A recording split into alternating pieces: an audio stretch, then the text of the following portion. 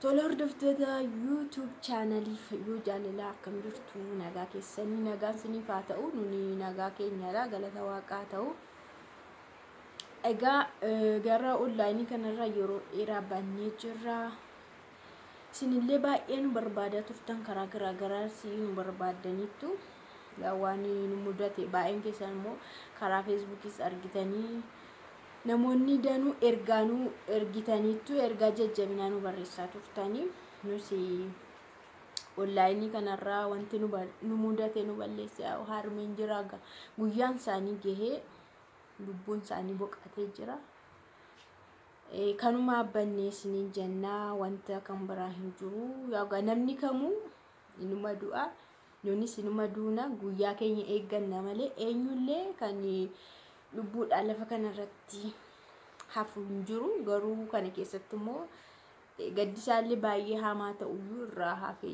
jiraanis jajjabaatee jira harmeen isaa yoo boqotanillee dhaqee awwaalullee hin dandeenye biyya sana dhaqee namni osoo du'aa ofii awwaallatee irra garaa hin kutata dhaqee argee boo'ee fira safaana warra isaa maatii obbolaa safaana boo'ee awwaale ija isaatiin argee baay'ee garaansaa jabaachuu danda'a inni garuu bakka dhaqee awwaaluudhaaf tasuma hin dandeenye naannoo biyyaa gahuudhaa kee deebi'ee dhufe jechuudha biyyi suni baay'ee rakkisaadha dhaquu hin danda'amu namoonni haaraa yoo dhaqanillee baay'ee rakkisaadha namoonni gara Finfinnee kanaa dhaqan rakkisaadha waraqaa eenyummaa Finfinnee qabattee gara sana dhaquunis baay'ee rakkisaadha jedhanii kanuma kanaan obboloonni warra chitti hafanii gaa hin didan jechuudha kanaan baay'ee deeme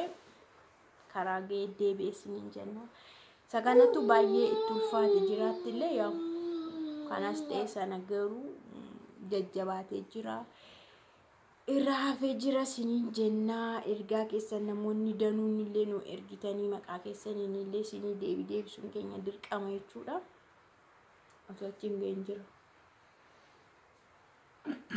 Nagaa waaqayyo isiniif haa ta'u bakka jirtanitti egaa ijoolleen baay'een nu gaafataniitu baay'ee nu gaafatanii keessaan warri keessan nu bilbiltanis warri immoo nu barreessanis baay'ee isaanii jiru namoonni baay'een immoo keessaan bilbilli keenyillee hamma baay'ee biisii ta'utti jechuudha namoonni hin kaafneef illee jira warri bilbilaan kaafnee dubbisnes baay'ee isaaniitu jira ijoolleen keessumaa ijoolleen Duubaay naannoo Saawudii jiran nama baay'ee nu bilbila jechuudha akkas taatanii baddanii maal taatanii maayinni gaddi keessan jedhanii warri nu gaafatan bilbilaan namoota baay'eedha jechuudha egaa yeroo hundoo wanti keessa kootti dhaga'amu jechuudha namni gaafa gaddas gaafa gammachuus yeroo wal bira dhaabbatu baay'ee namatti tola namni gaafa nyaata gaafa dhugaatii bicha wal bira dhaabachuun irra hin jiru gaafuma gammachuu bicha wal bira dhaabachuun laayikiif koomentii qofa osoo hin taane akkas maatii ta'uu keenya jechuudha amma sirriitti naagale jechuudha dhugaa dubbachuudhaaf akkasiin sirriitti maatii nu taatan akkasiin yeroo hunda nu wajjin buutan akkasiin yeroo hunda nu wajjin hirmaattan gadda keenyas gammachuu keenyas akkasiin hirmaattan amma sirriitti naagalee jira jechuudha nulillee jechuudha gara fuulduraatti waaqayyo nu gargaaru bakka sin bakka saayibnu keenya kun sin bakka sin intina jettanitti bakka sin rakkatanitti bakka sin gammadanitti jechuudha ijoolleen FB'dhaan illee ijoollee wal beeknu karaa YouTube adda addaa illee ijoollee wal beeknu wajjin si wajjin bu'uun dirqama keenya ta'ee jira jechuudha ani akkasitti yaadne ijoolleen baay'een nan beekan ishee beeku malee namoota baay'eetu jechuudha bilbilli keenya amma biizii ta'utti dawwalanii nu jajjabeessaa turanii keessaan illee baay'ee kan nu barreessanii karaa WhatsApp karaa Imo karaa Facebook karaa Messenger namoota baay'eetu nu barreesse kanaaf egaa waaqayyo karaa gammachuu immoo jajjabina kana sasin nu jajjabeessan karaa gammachuu bakka gammachuu keessan irratti geenye akka gammachuu keessan irratti hirmaannu waaqayyo nu gargaaru jechuudha baay'ee kabaja guddaan sinii qaba baay'ee galatomaan jedha ijoollee keenya amma warra karaa Messenger jechuudha karaa FB warra nu barreesse nama xiqqoo nama muraasa dirqama waan nutti ta'eef gara nama lama kudha sadii otoo hin galateeffatin hin dabaru jennee kan barreessine jirra. Garuu kana yeroo jennu nama warra kana qofa miti. Karaa bilbilaallee jechuudha. Maal taatanii abbaa kakuu haadha kakuu jedhan namni maqaa isaanii hin beekne jechuudha. Kan maqaa isaanii manne daqiiqaa 3 daqiiqaa 4 qaxxata dawwalanii warri nu jajjabeessan jiranii galanni keenya guddaadha. Akkas wajjin bu'uun wajjin wal hordofuun wajjin deemuun baay'ee barbaachisaadha. Kunillee gara fuulduraatti waaqayyoon nu gargaaruuti. Bakka isin rakkatanitti, bakka isin gabbadanitti, bakka isin gammadan gadditanitti si wajjin dhaabachuun dirqama keenya bakka dirqama ta'eeti jira. Fedha otoo hin taane kanaa booddee jechuudha dirqama fudhannee jirra jechuudha. Kanaaf dirqama fudhannee si wajjin mula jechuudha. Gara fuulduraatti waan ta'umamoo akkuma ishiin jette harmeen koo boqotaniiru. Yaa harmeen koo baay'ee nuti rakkatte jechuudha. Ijoollee warra gara booddaatti dhalate ana boleessa koo isaan gaafatu faadha. Anaadhaan misgaaneedha keessumattuu baay'ee nuti rakkatte jechuudha. Warri gara duraa dhalatanii yeroo qabeenyi jiru yeroo jireenyi jiru dhalatanii gara dhumaarratti nu warra dhalanne garuu baay'ee rakkina guddaadha. Abbaan keenyis isheetti nu dhiisee boqotee harmeen keenya baay'eedha jechuudha. Zinjibila baattee gurgurtee bakka waan hin dubbachuu hin barbaanne waan baay'ee dhaani nu guddifte jechuudha. Keessumattuu anaaf misgaaneen akka hin taanetti nu guddifte anneen nu barsiiste jechuudha. Obboleessi keenya hangafni koommoo gara qonnaatti deebi'ee ishee wajjin baay'inaan isatu umurii isaas gara jireenya keenya akka nuyi guddannu kan nu godhe isadha. Harmeen keenya baay'ee nutti rakkatte. Baay'ee dubbachuun hin barbaadu jechuudha waa'ee harmee koo. Waaqayyo isheefis jannataa kennu nuufillee obsaa kennu. Bakka dhugaarraa immoo namni hafu hin jiru. Bakka dhugaadha jechuudha. Achi dhaquun hundi keenya guyyaa keenya eegganna malee namni achi hafu hin jiru. Garuu harmeen koo boqotteetti.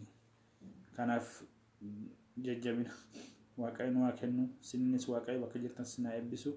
Amma garuma namoota nu bilbilaan nu barreessaa turan itti isheen xiqqoo irraa dubbistee kanuma jechuu barbaade kana jaallatachuu barbaade. Egaa namoota kana nu gaafatan callisnee bira darbuun gaarii miti. Kabajallee nama hir'isa. Kanaafuu namoota nu gaafatanii tokko deebisuu barbaanne bilbilaan namoota baay'ee nu bilbilaniiru isaan akkanumatti galatoomaa isaanii jenna. Warreen bilbila isaanii hin beekne jechuudha. Akkanuma sagalee kan nu ergan jiru. Ijoollee baay'een immoo barreeffama garaagaraa nu barreessanii warri maqaan isaanii jiru. Isaanii maqaa isaanii dha'uu barbaannaa jechuudha.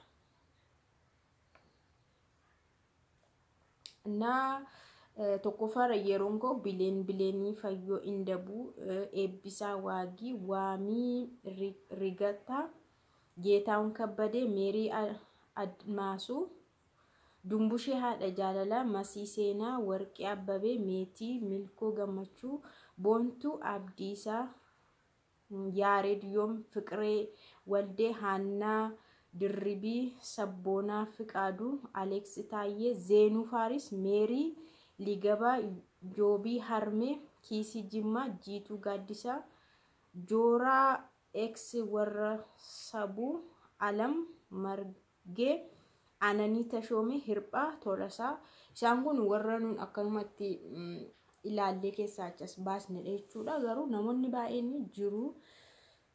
Karaa garaagaraa warri nu barreessan immoo maqaa isaaniillee hin jiru waan ta'eef akkanumaan isaaniinis galatoomaa waan du'a akkanaa isinitti hin fidiin isiniin jennaa. Kama jennaa galatoomaa jennaa akkuma jennee gara fuulduraatti gadda keenyas gammachuu keenyas wajjin hirmaachuun dirqama nuti ta'eera jechuudha. Galatoomaa bakka jirtanitti waaqayyo si wajjin haa ta'u. Hamaa maatii keessanii, hamaa fira keessanii, hamaa buulota buulii keessanii hin dhageenyaan jedha. Galatoomaa irraa akkanuma yoo jenne nugaa gara fuulduraatti bakka hojiin keenya kan jiru jechuudha. Jireenyi ittuma fufa jechuudha.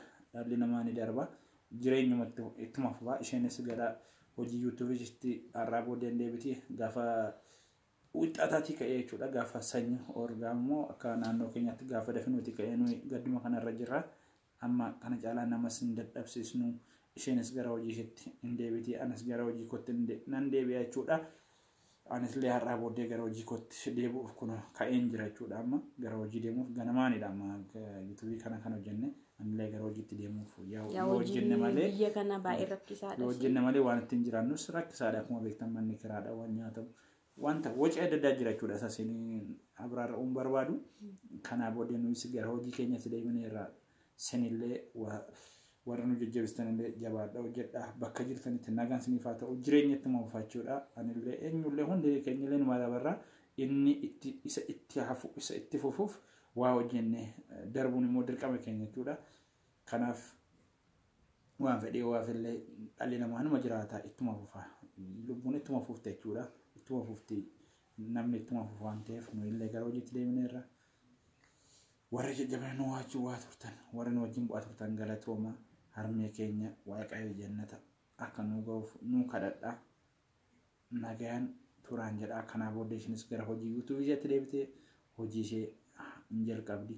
Anillee gara hojii dhuunfaa kootti deebi'ee hojii koo jalqabeera. Galatooma baay'ee.